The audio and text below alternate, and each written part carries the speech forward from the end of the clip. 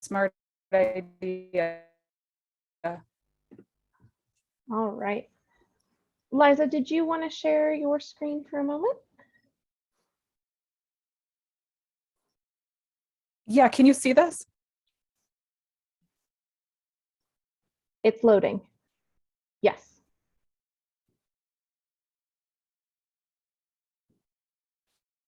Okay. Well, so I'm Liza Lowe, and I'm the organizer, and I just want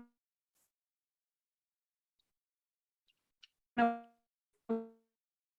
welcome you all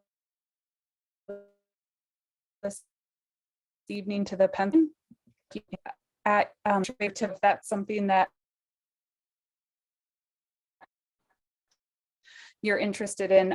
Courses can also be taken part of the certificate program. And we do some of these projects with help from the George B. Storer Foundation. So thank you for being here. And I'm going to stop over to Brianne. All right. So we generally start with just a brief introduction, and if you care to, a word of gratitude. Today, so my name's Brianne Good, and I am here as one of your chapter leaders. I work for a program called Forest Discovery, and I am also helping to co-lead a Forest Days program in a public school outside of Philadelphia. Today, my gratitude is that the sun has been lovely and intense, and all at the same time, there's been lovely breezes. And that feeling of the sun while there's a cool breeze, there's not much else like it. So I've been really enjoying that. So that's what I'm grateful for today. I'm just going to pick somebody. You're welcome to just share your name and who you are. And then if you have a word of gratitude, we'd love to hear it. Leah. Hi, my name is Leah. I'm working on starting my own nature-based preschool. I'm an effort PA. It was going towards this year, and then we ran into some difficulties. So I'm actually running a couple of programs through the preschool until we can get a little bit more of a foundation and get more people on board to the nature education around here. And I'm also really grateful for the sunshine. I'm a gluey person when it's rainy and, consecutive days where it's just clouds, and we live on the top of a mountain, so you can really see everything. So I'm very grateful for the sunshine too.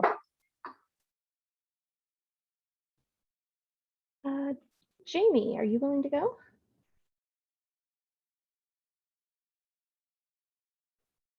Sure. I'm Jamie, and I work in pre-K at Wilmington Friends School in Wilmington, Delaware. And I also teach art to preschool and pre-K art. And we always talk about gratitude because we are a Quaker school. And I am, today my mind draws a blank, I have to say, but I'm just happy to be here. And I'm looking forward to listening to Angie tonight. Thank you. Thanks, Jamie. Debbie, are you willing to go?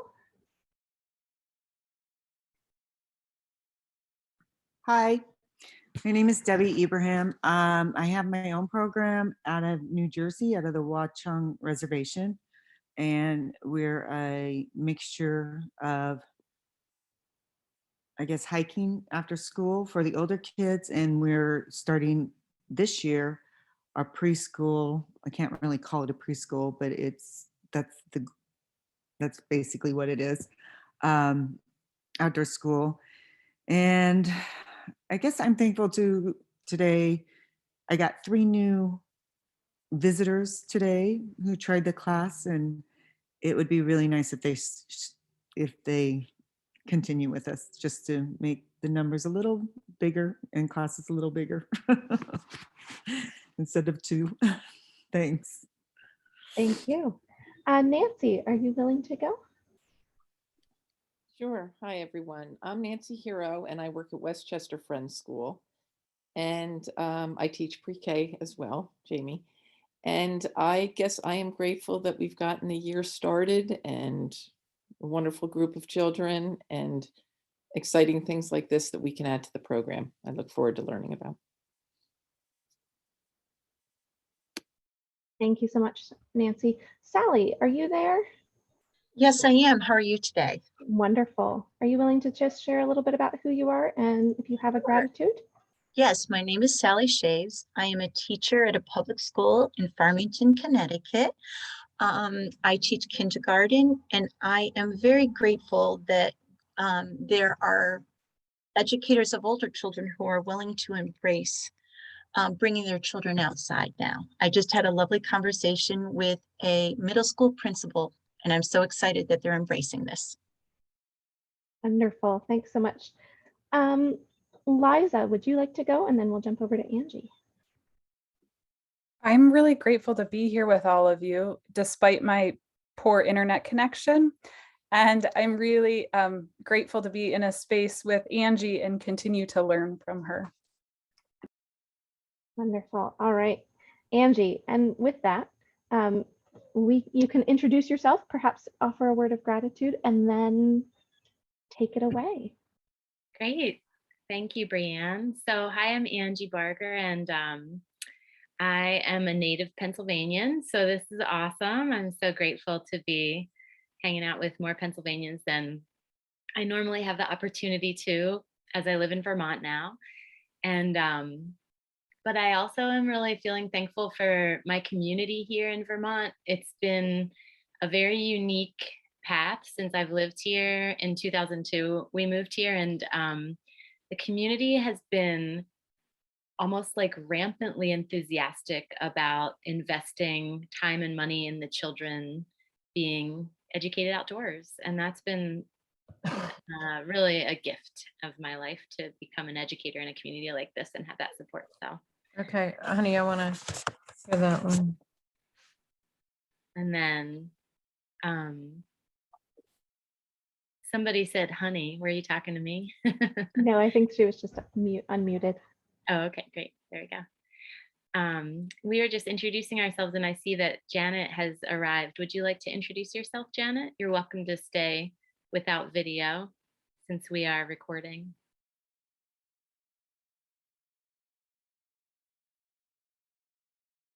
Okay, that's fine too.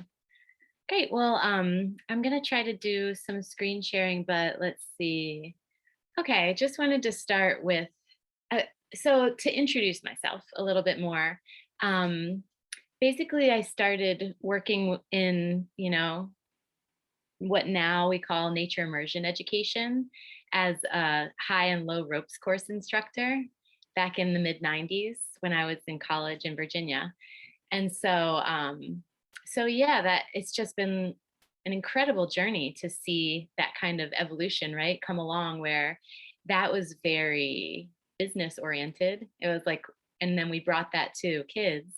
And then I moved into working with adjudicated youth for a couple of years. And when I arrived in Vermont, did not plan to stay here, but the community supported the work that I'm supposed to be doing and that I'm dedicated to doing. And so at some point in that journey, I decided I really wanted to focus on a specific route, a specific path.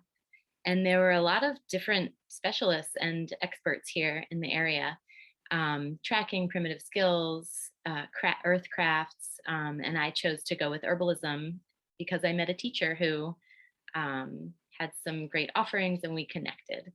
And in that time, she's died actually a couple of years ago. She wasn't that old, but she had pancreatic cancer and passed very quickly. And so it has really been impactful. That 2 years of time since she's passed away has impacted me in terms of like, it's time to step up right away, So I think sometimes we think we're doing this work and we're doing our best and we're trying to implement something that's small in our community, but it's really such crucial work that we're doing and stepping into, and we're holding so many people and families. And I think a connection to,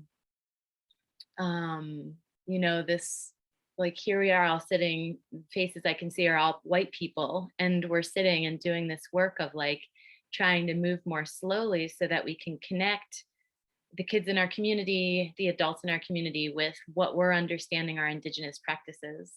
And so, you know, my teacher also was a white woman, and I'm learning now to discover, how do we learn from the Indigenous folks of our land? And so that's a big question and discovery that that I've just been learning about, like, in this last really year and a half. So I'm so grateful for, and want to just like acknowledge any mistakes that I make tonight when we're talking, in not attributing the lineage or the language or the words of the plants that we talk about to their true place in the world, because a lot of it has been whitewashed and turned into whatever the colonialist language is. So it's just been like an accepting the slowing down of life, that the slowing down of this way of learning, I guess, that is becoming available to me. And I think that I wasn't planning to go on this little activist, soapbox, but I do think that this year I've just started working in the local public school called Twinfield. My daughter is a freshman there, and Twinfield is a pre-K through 12 school. There's like 500 kids there. And I have been working with educators for the last few years. So last year, of course, we went virtual. And every week we start our class with a short mindfulness practice. And by the end of the year, all the educators had said, that is like my favorite part of my life.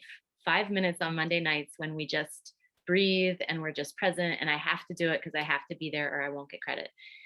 So I offered to the public school to bring this mindfulness curriculum that I had learned over the year from another organization to the school. And they said, yes, let's do it. And so because they had some of this social emotional learning funds through COVID. So I don't think otherwise it would have been able to happen. Anyway, what I'm noticing is that there's this super fast pace, right? That we are pressed into. It's the school pace. It's almost like doesn't even matter if it's a public school or not. There's this intensity of everything that we're supposed to hold as educators, and mindfulness slows it down. And we have to be mindful when we are trying to figure out all of these curiosities in nature. And that's what we're doing as nature educators. So anyway, that's just this other wondering that I have, is like, how do we do this? This is a real revolution, bringing slow learning, acknowledging one another, making time for gratitude in our meetings and introductions in our meetings, stopping and breathing every once in a while, having tea from the plants that grow around us. So it's not just like, oh, isn't this nice? We're making tea with herbs. This, I believe, really, truly, what I have seen since I've started doing this work in schools and with teachers, is that it's very revolutionary. So I want to just give you some tools this evening so that you can go from here on your own. And I also want to give you some resources. And one of the first resources, so let's see. I have a Word doc, and Brianna's gonna give you access to it afterwards. And I've written all these things on it, so you don't have to worry about getting the titles or anything. But there is, okay, let me just start with another story. Here's a story about some children. So one of the things I think in bringing mindfulness and slowing down and identifying plants and bringing plants into our palate is using the senses. So we're already doing that, but we can use that really intentionally with the sense of smell, the sense of taste, and learning how to identify the plants around us. Even if we just choose 3 plants for the rest of fall, just choose 3. So your fall will last a lot longer than mine and Liza's. But you'll probably have, you might have some good green plants all the way through winter. When I grew up in Hanover, so that's almost in Maryland. But when I head back down, we generally will have a lot of green plants still in the winter.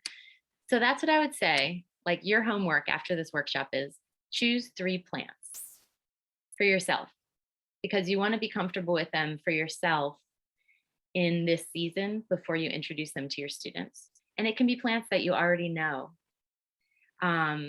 But then you'll want a couple of field guides, right? You probably already have these, but I love these field guides, the Petersons. These are on that document, edible and medicinal wild plants. And so these are so great because if you know a little something about your plant, then you'll be able to find it in here. But if you don't know anything about it, then that's okay. Create like a little map of where that plant is. Chances are if it's a weed, it's a perennial and it will come back in the spring. And the one way that you really can truly identify plants is by the flower. And so this is the helpful book for that, the Newcomb's Wildflower Guide. So yeah, this is quite like a scientific dichotomous key, but when you figure out that that's the plant you're looking at, then you can go to this one or the medicinal, and you can figure out what it might, if it's edible, if you can make tea out of it, if you can nibble on it. And this is like the beginning of this empowering revolution for these children who are going to start learning again that they can heal themselves with the plants that grow wild around them, and for us. And so I would just say, like, start with dandelion. There is a lookalike. There's a dandelion lookalike. It's called hawkweed. So that's just a common name, but you can find it quickly on the internet. And the lookalike part is actually the flower. So once you know that you have dandelion, you can work with tasting it. And so all parts of the dandelion are edible. The leaves are great, especially in the spring. The roots are great, especially in the spring and fall, because we're working with the cycle of the seasons. And in the spring, all the energy is under the earth, in the roots, ready to put out the leaves and buds. And in the fall, the energy is dying back to the roots. So we can take a trowel and we can dig up the dandelion root, and it will be a taproot like a carrot. And we can actually separate out the leaves from the taproot, right? So chop them off, and then you can make a salad with the leaves, which in the fall are going to be very bitter, but in the spring they won't be quite. They'll be more palatable, especially for those with, who like white foods, children who like pasta and sweet things, like all of us. And then the root, this is a really fun time of year to just get a couple buckets out and get a couple scrubbies or like those fingernail brushes, and just let the kids scrub off the roots in water. And if the roots are growing in the grass, you'll want to make sure that it hasn't been sprayed with chemicals, and then those roots will probably be a lot smaller than if you find roots that are growing in nice loamy garden soil. But still, it's so fun and empowering to know, oh my gosh, this weed is something that I can wash off, and then I can nibble it. You can nibble it raw. You can chop it up and roast it, and then you can make a tea out of either the raw or the roasted parts of the root. You can do the same with the leaf. But the thing about roasting that's nice is, just like with onions and carrots and squash, it brings out the sweet chemicals from the dandelion roots. And then you have a bit of a sweeter tea in the end, or also just like a sweeter little nibble. So this is something that we do with the Tea Project, which is the series of courses that we've created here in Vermont. And we've been able to reach beyond Vermont because we had to go virtual with the courses last year. So that was a blessing. And we go out and we collect dandelions, the big part of the fall, and then we bring them back in and we roast them. So usually there's many ways we have to do that, right? Like some of you might only have an outdoor classroom. This was a public school and they let us use the oven. It was like a field trip we did one day. In other situations, the teacher will take them home and roast them and tell the kids about how she did it. So whatever you need to do is fine. Also easy to find how to roast dandelion roots anywhere on the internet. So I don't need to get into that really. So in order to make a tea with roots, you want to just simmer the tea for 20 minutes covered, because the roots release their qualities. It's a little harder for them to release it than if you were to make a tea bag. Usually tea bags have the leaves of plants in them. And so we made a simmered tea for the students with the dandelion roots. And then They all get a little Dixie cup of the tea. And with this one, it was cool because I made it at home that day. So that's fine too. And they all get a little Dixie cup. And part of the mindfulness is that they have to breathe and be patient like a tree and wait for everyone to get their tea. And then we all taste it at the same time. And we've encouraged them not to say, oh, I don't like this, or I do like this, but to use adjectives and share with us how it feels in their body. And then everyone has the opportunity to share how it feels in their body. And one little child who, was a twin, he and his brother just were like, they were just really excited, physical children, who struggled in the classroom because they had ADD and they loved being outdoors. And he says to us, oh, wow, I can feel my feet. And his teacher looked at me and she was like, oh my gosh, the dandelion root, because the dandelion root has a very bitter flavor, even though if it's, roasted and is a little sweet. And the bitter flavor helps us to descend into our body and feel grounded. So different teas will evoke different senses and have different qualities arise for us. And so it's a nice way to bring balance. Kids will decide, oh, I do like this kind, or I don't like this kind. This is how it feels in my body. And these are all ways that we can acknowledge that their learning is innate and it's correct, right? Because it may be hard for them to identify a plant right at first, but right off the bat, how they feel is correct. And what they sense in terms of like the taste of the plant is correct. So that's kind of a neat way to like give them confidence in their own intuition and their own innate learning. And then I have found that really the literacy of learning plants on the landscape is, it's the first literacy that we learned in human evolution. And so we've had children's parents complain to the school that their child can't read Dr. Seuss yet, but they can identify every plant on the hillside. What's going on here? So I called that a win. And we just had to wait until the culture of the school caught up with what was going on, that their child knew more plants maybe than they did logos for video games and fast food restaurants and things like that. So anyway, this will be a great fun journey for you, a little investment, and then you can have these in your backpack and bring them out with your kids. And this will really start coming into play in the spring and summer when plants are flowering. We do shrubs, vines, and flowers, not so much trees in here. Oh, I don't think I did show you this one. This is the Audubon Society Guide to Trees. So this one's really nice.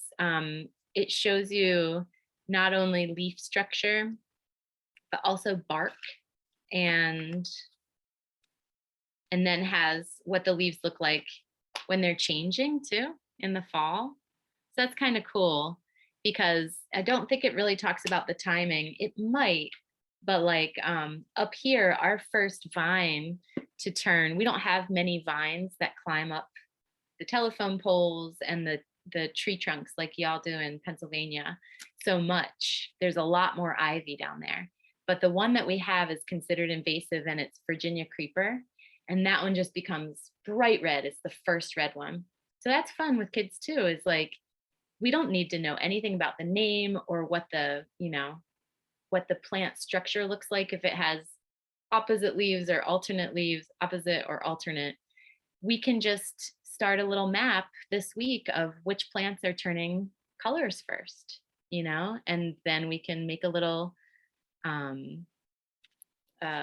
crayon, what's that thing called when you color over the paper, and you can make an etching or whatever of the leaf under it and just know where they live, make a map of that area. That's plant literacy too. We're getting to know the people in our neighborhood, the plants in our neighborhood. But we don't know them intimately enough that they're in our inner circle of friends and we know them by name. We just know them. Hello, I know, I see you. So the other plant that we did this with that was really, all the plants have their own personalities. So we grow a lot of hops around here because hops is a great bittering agent for beer, but it's also a great sedative. So we put it in like a tincture formula that we call Sleep, My Little Darling. And it's helpful to just, it's what's called a relaxing nervine. So a lot of these plants work on our nervous system to relax it. And so because it's a relaxing sedative, it helps us to sleep. Whereas lemon balm, for instance, that we grow in the gardens is an uplifting nervine.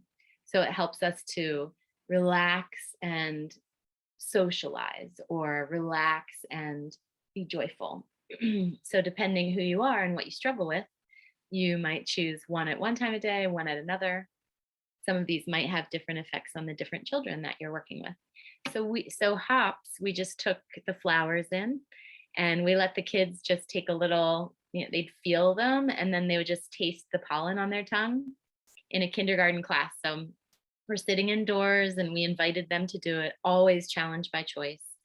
And they said, okay, I'll try. And wow, it is bitter. It's bitter and it's almost like sour and pungent all at the same time. So it was new to them, but they had no idea what the herbal actions of hops are.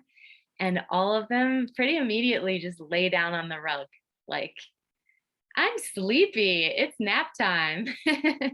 And so, it's just amazing. Their bodies know, they're not fighting it. It's same thing happens, with a hoppy beer or a hoppy cup of tea for us, if we're trying to stay up and motor through, but really we just want to take a rest. So I just wanted to share, this is the website that is right now in effect for the Tea Project. And I just wanted to share the photo essay that I've collected over the last couple of years with you to inspire conversation, your questions, your comments, your inspirations, and also to say that, so the way that this journey works with the Tea Project is in Vermont, public school educators receive funding to take 2 graduate courses a year. So I've created it so that they can take 3 graduate courses for the price of 2, because 2 of them are virtual. And I really want everyone to try to attend the residency in the summer, which is a week-long residency in my backyard, which is where the gardens are. And then we go out into the forest. And so as of now, we're still just gaining students. So all of the courses are open at any time to anyone to take any number 1 through all 3 of them. And this one that we're entering into on Monday for this fall semester is called Mindfulness in the Daily Cup of Tea.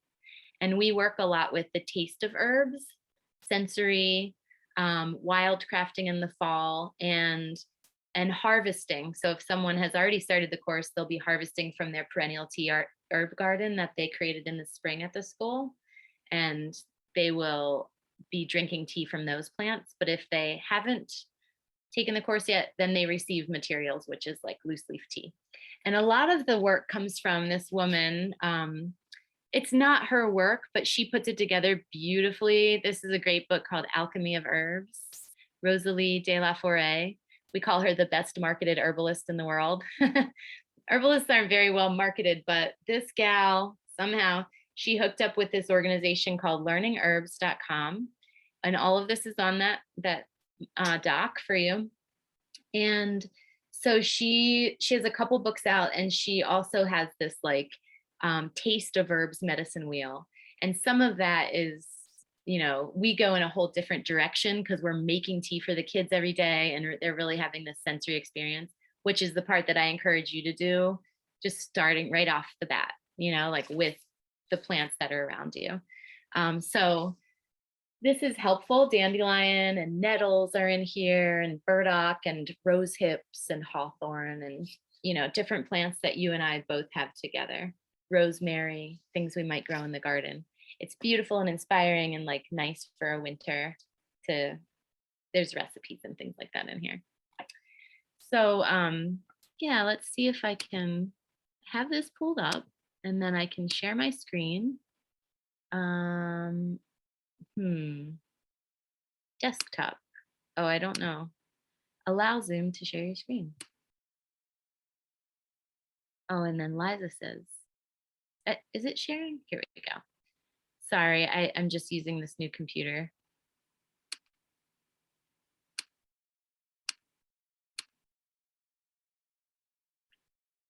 Oh, there we go.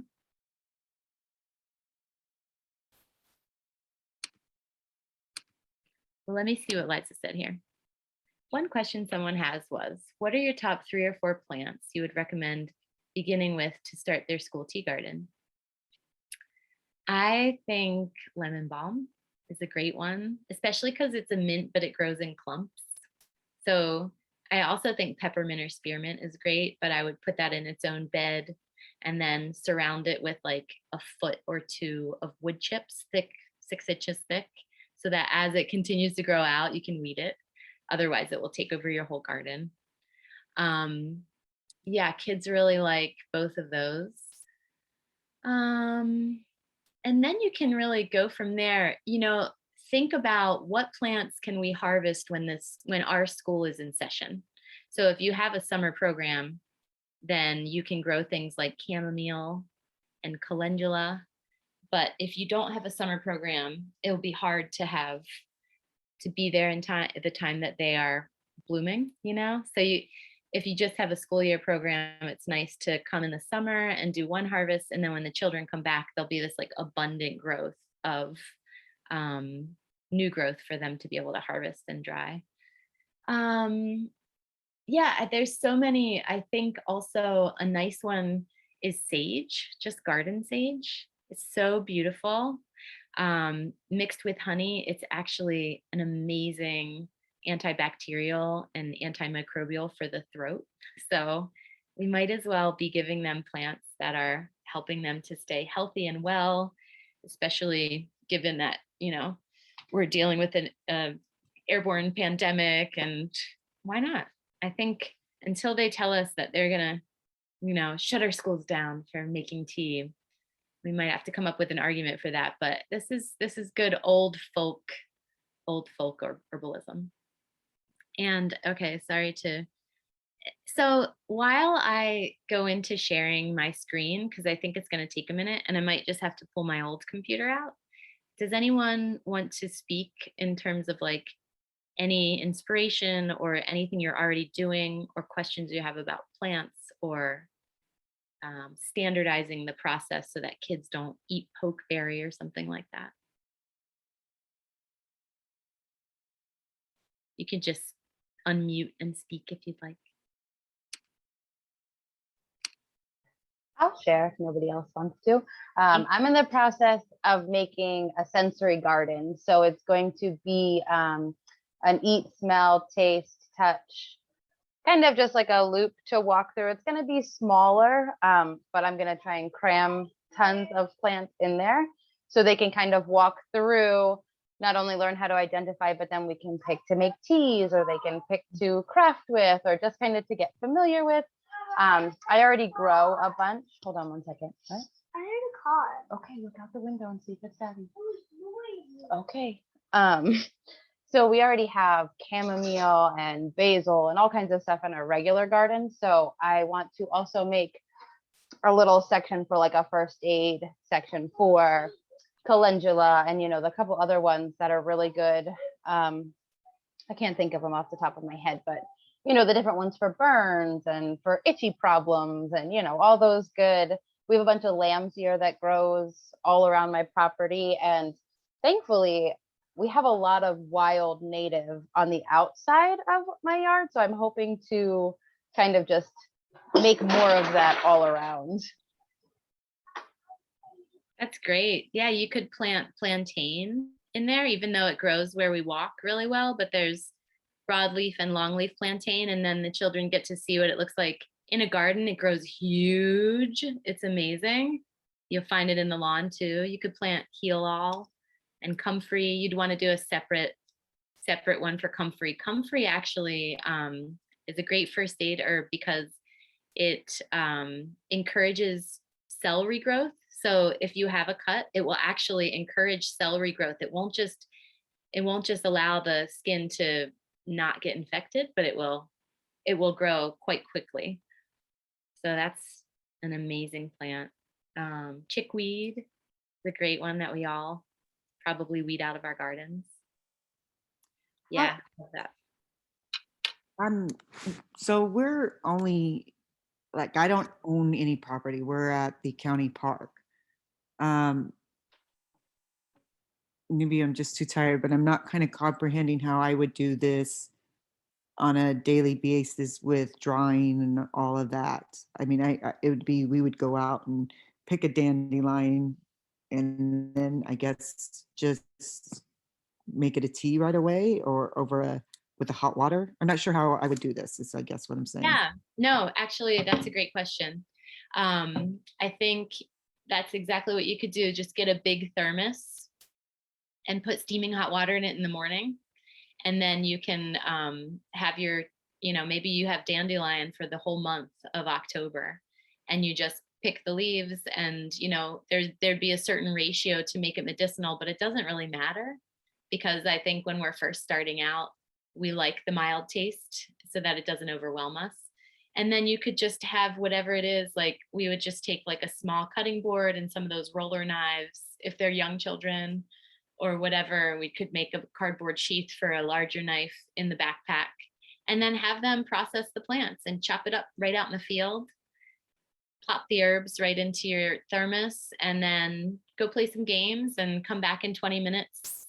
And you can have like a little metal tea strainer with you and maybe you got some mugs at the secondhand store and there's a little stash where they're living where you have tea and it's in like a little plastic bin with a lid or something like that. I'm not really sure if your program is all outdoors or if you have an indoor spot, but you can make it work if you're just outdoors. And what about kids with allergies? Just because we don't know if they're allergic to this plant or that plant or. Yes. Basically what we find is that allergies happen when we use the flowers of the plants that are in the sunflower family.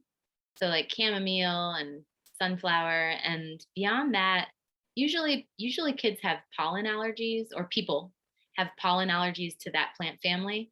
But if a plant is safe for use, and so I would want to provide you, or I want you to really have a 100% grip on what the safe plants are, which is what we really work on in the program together. Dandelion, burdock, plantain, self-heal, awesome. And feel free to always just like email me, and say, how can I move further? I can't take your class right now, that's fine. So yeah, I think that's how you do it. You can trust that the plants that we use are plants that are not allergenic. So we want to be clear on what those are. Evergreens in the winter, awesome. You can make tree tea with every evergreen that has a trunk. So, well, I don't know about, okay, what I mean is coniferous evergreens. Yeah, you want to make sure, and I'm not sure if the yew bush grows in Pennsylvania, but it doesn't have a leader. It doesn't have a trunk. It's a bush that kind of looks like a hemlock tree. So if it looks like a bush, don't use it. If it looks like a tree and it's coniferous with needles, the needles are an amazing tea, a blood mover, which helps us to warm up in the winter. And again, antimicrobial. I'd like to ask you a question about possibly growing the plants indoors, let's say. I mean, we do have, I could do it in above ground potting, sack kind of thing. But if we wanted to grow indoors, like sort of having that living wall, how would that work? I did it one year with just herbs, so kids could taste just the raw herbs like basil, things that were a little bit more common, and a little bit of mint. Never really brewed it into a tea, but just so we could taste it. But how could that work inside too? And then so that way they could watch it grow as well, especially in the winter time. So that way we can maybe have it all year round. That's so cool. Yeah, we've tried to bring perennials in to overwinter, and generally like we're working with forced hot air and window light. So I think, and it failed. So I think what you would need is probably to think of how you would nurture seedlings indoors, like how you would grow seedlings, and just have a grow space. Lots of water, and a grow light, so that they think that it's and warmth. But if it's forced hot air, then to, you know, so it depends what kind of heat you have, I think. Sometimes we might even need to, like, some helpful things about growing indoors are looking online and on, because it's legal to grow cannabis here in Vermont and other places. And so that's always traditionally something people had to do indoors. So you can purchase like a tent that keeps the plants humid. So maybe you would put the tent on at night and then unzip it during the day. And then that reflects the light against the interior foil walls. It might be hit or miss, but I think humidity on the leaves, moisture in the soil, and light are the three considerations. Yeah, that would be great, because it would almost introduce a really, really wonderful kind of science project there for them to understand that even if it does fail, we can find out, or they could find out why it did fail. Absolutely. I kind of like that route. And I see what Lisa wrote down about creating a hydroponic system with grow lights. We do have grow lights. So I think I'd like to try that, whether it fails or it works great. I think that would be wonderful. Thank you. Yeah, and we do that I'm gonna send you guys my link so one of you can pop it up. Thank you. That's a good suggestion. Yeah, and in the spring we plant about 12 different perennials from seed and do an indoor grow system that doesn't have, it doesn't have a tent over it. And so we're dealing with this varied, environments, and we fail. And it's okay, because then what we end up doing is, like, somebody from a school over here who got a bunch of this type of plant can package them up in a baggie and send them to somebody at the other school. So, and the children are seeing that, like, if you start a perennial from seed and plant it in kindergarten, you can't really harvest it until you're in 3rd grade. And by 5th grade, you might be in middle school at a different building. So you really are doing this whole thing that we don't conceptualize as American, elementary and high school students, which is thinking of the next generation, doing something for the children who are just babies right now when we're in kindergarten, or whatever. Is this what you were wanting shared, yeah, Angie? there we go. So yeah, just mostly the pictures, but this is, this garden here at the top is kind of like, that's a bed of lemon balm that these children at Moortown Elementary have planted and are in the spring are tending, and then in the fall they'll come back and harvest all of the stems and leaves and bring them indoors to dry them, and then they will they'll have those leaves for their tea corner in the winter. And then we just have some other pictures, kind of just like, this is what it's evolved from. Little Matthew having his tea in preschool. And so what ends up happening is that children are willing to try new things, because we say it's okay, you don't have to try it, but we do use the same plant for the whole month usually. And that might be, handy for you, because then maybe they'll try it eventually. So in the little hand with the 2 green leaves, the children are able to eventually notice the difference between yarrow, which is the one on the fingers, and Queen Anne's lace, which is the one, or wild carrot, which is the one in the palm. And we don't even talk about what the differences are necessarily right off the bat. This is just by getting to know them through sight. And yarrow would be a great one to put in your first aid garden too, because that one helps stop bleeding, right? So it's also called soldier's woundwort. And it's funny, I grew up near the Gettysburg battlefield and we would always go play there, which is sort of creepy. But there are these gigantic rocks and like they almost look like glacial erratics or something like that. And so soldier's woundwort, or yarrow, is growing all over the Gettysburg battlefield. And I picture them just having to stuff their wounds with it It's really, that's the kind of history I enjoy. And I think that there's staghorn sumac down in this sort of like mid-Atlantic region. That's what the little red fuzzy berries are. Sumac being a common name, right? So we think, oh, is it poison sumac? But we can get really confused when we look at common names because they're not the Latin name. So staghorn sumac is a tree, and poison sumac, I don't know. I don't know if it's, I don't even know it. I've never really met it. Do you guys have poison sumac? Or just poison ivy? Yeah. We mostly have poison ivy. I think technically you can find poison sumac in Pennsylvania, but it's not, you're not likely to just stumble across it the same way you are poison ivy. Yep. Yeah. So yeah, this is the berries, and right in the September time here in Vermont is when we harvest them, and they make, like all berries, right, have a sour flavor and are pretty high in vitamin C and flavonoids, which help our cellular structure to be stronger. And so we can infuse them like a tea, and it makes like a pink lemonade before it's sweetened. And then you can sweeten it. Maybe someone donates honey or something like that. Or maybe the kids are just willing to try that.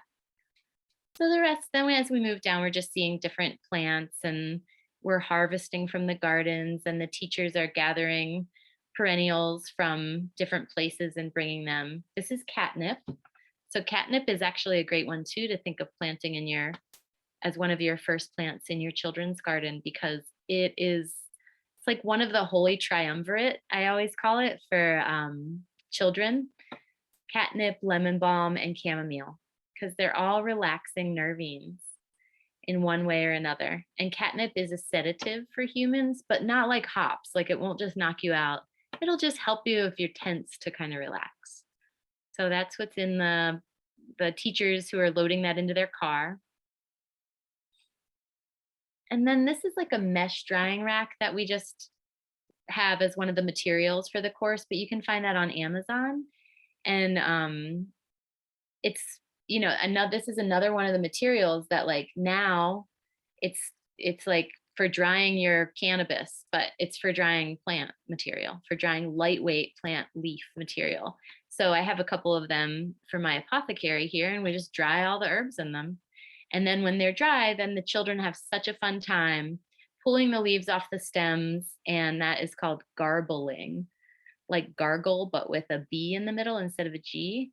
And then the stems are discarded in the compost, and the leaves are what we use for the tea, the loose leaf tea in the winter. And a lot of times they'll just end up making gifts for families. So they'll have tea in the classroom, or you can have it in your nature classroom. You can make tea bags as gifts and things like that, really simply out of like unbleached coffee filters. You can kind of cut them in half and put the tea in and fold it. And you can use a staple on it because it's stainless steel. You could put a little embroidery floss with the tag. It's a really nice little memento to share with the families that this is what you're doing. And these photos are middle schoolers. And so we're moving from sort of the dream world into like the will and the power of the child. And so they are digging burdock roots, which are deep and strong and abundant on their campus. And then those burdock roots, they're going to chop and dry for tea in the winter. And burdock roots end up being sweet like dandelion, and they're really good for the liver and digestion. Nutritive. Just more, one child with the glasses is applying plantain to a boo-boo. He made a little spit poultice. It's the only time we're allowed to spit at school. It's when we make a little spit poultice. And then in one year in December, we didn't have snow yet, and we were building what we call the tortuga, which is, this round shaped garden bed that the children, again, they're only second graders, but they used their will to gather all these stones from a nearby brook, to put them on sleds and pull them across the grass and build this garden bed that we then ended up bringing some soil in, stone at the bottom with a little sand, and then soil, so it had some nice drainage. In the future, we would build like a chicken wire structure around it because it shifted a lot in the winter, but like maybe some T-posts and chicken wire so that the stones don't fall outward, kind of a thing. And then really the whole idea is like, in Vermont, these winters can be 5 or 6 months long. How do we bring that sense of summer in? We're like putting our food by, in a sense, in a way that children can do once they come back for the school year. And then we can bring that sense of that summertime into our bodies with the tea. So that's what we do. We rest, we drink our tea. These are the kids who had just drank the hops I was telling you about.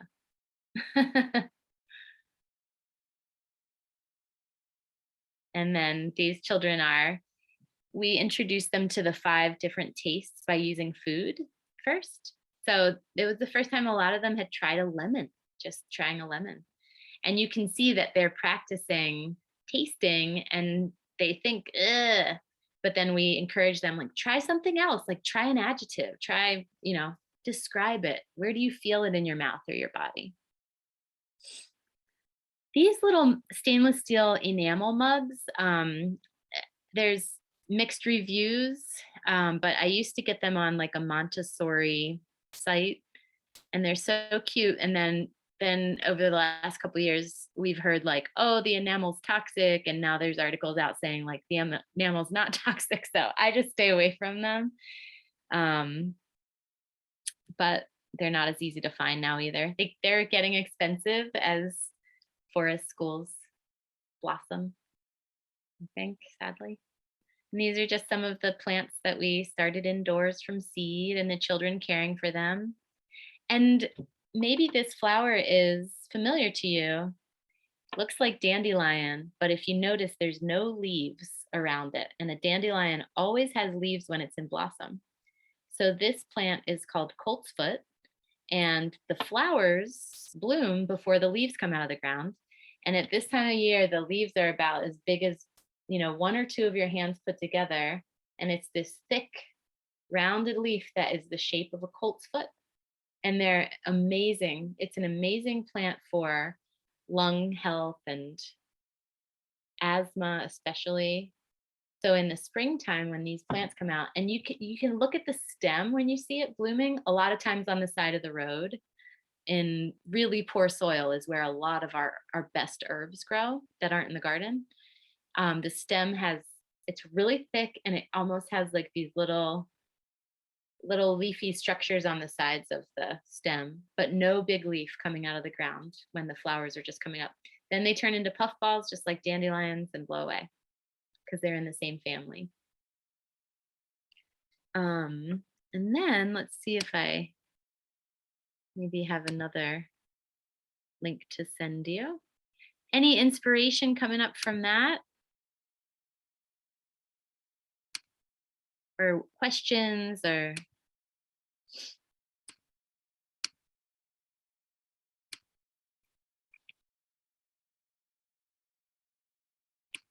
this is a website I just came across when I was looking up for you guys, like, where do you look to find out more about plants near you to become empowered by walking out the door? Oops. Did it go? I haven't gotten it yet. Oh, I'm sending it to Liza. Here you go. All right, there you go. She had to leave. And then we'll show that one next. Yeah, so this link is also going to be in that document. And what I like about it as you roll down is that they have a list of what plants you can look for in different seasons. And so that's really nice. I always say just stay away from mushrooms with children. Just totally stay away. You can die. And, I even find that they're hard to, if you keep going down a little bit more, Brianne, this just says follow the seasons. And so I pasted this list and erased the mushrooms from it in the Word doc. But then you can at least look up, oh, what is this plant? These are the common names. And you can look up, what is this plant in your, Peterson's guides or whatever. And then you kind of have a guide. You don't have to go out and say, how do I identify this on my own? And these are edible plants that it looks like you can find people. You can always find people on YouTube saying, this is how I love to make my hackberry jam or whatever. Now, just so you know it, you do have to always dry plants and berries indoors because they will continue decomposing with the plant season if you try to do it outside. They're just going to go to seed and turn brown. But indoors, in a dry, well-ventilated, warmish, but not too warm place. Like I have it in my basement, which I have a fan on everything because there's not a lot of airflow down there. That's where I dry my plants. And as soon as they're dry, you can garble them and put them in a jar covered for the winter.